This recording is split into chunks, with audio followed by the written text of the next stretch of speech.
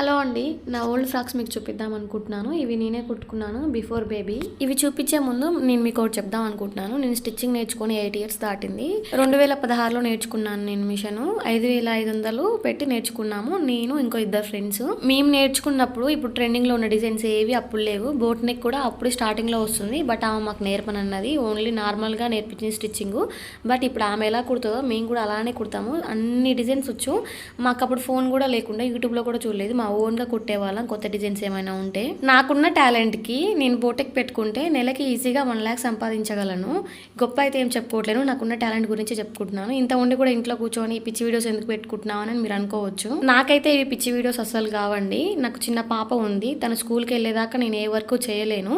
So అందుకే యూట్యూబ్లో కొంచెమైనా గ్రోతింగ్ రావాలి, కొంచెం ఇన్కమ్ సంపాదించాలని ఈ వీడియోస్ చేసుకుంటున్నాను నాకు టైం ఉన్నప్పుడల్లా. ఈ ఫ్రాక్ గురించి నెక్స్ట్ వీడియోలో చెప్తాను. క్లాత్ ఎక్కడ తీసుకున్నాను, ఎన్ని మీటర్స్ పట్టింది అని.